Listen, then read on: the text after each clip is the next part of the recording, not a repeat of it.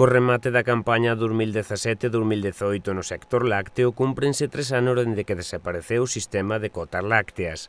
Entretanto, rexistrouse unha das peores crises de prezos que se recordan e pecharon máis de 1.500 granxas, segundo os datos do Sindicato Labrego Galego. Das 9.484 explotacións en activo que había en abril de 2015, pasamos a 7.967 que contabilizaron os últimos datos do sector, correspondentes ao mes de xaneiro.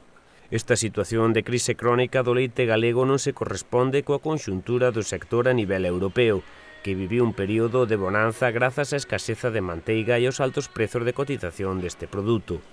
Así, mentres os principais países produtores da Unión Europea tiveron prezos medios superiores aos 35 céntimos, algúns como Alemanha, Holanda, Austria ou Irlanda en torno aos 40, na nosa comunidade pouco superaron tímidamente os 30, padecendo a meirande das nosas granxas valores inferiores entre os 26 e os 28 céntimos.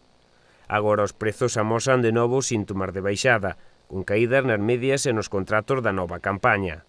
Para o SLG, a supresión das cotas supuxo o desregulamento do sector, deixando todo o poder de decisión nas industrias.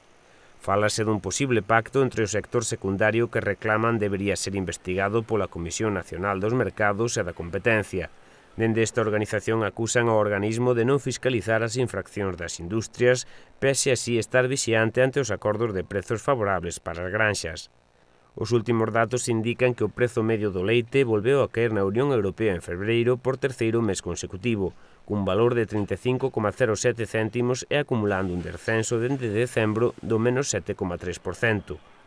Ao mesmo tempo comezan a saltar as alarmas polo exceso de produción, polo que se volve a reclamar a necesidade imperiosa de políticas públicas para o sector lácteo que garantan uns prezos dignos e unha produción acorde á demanda.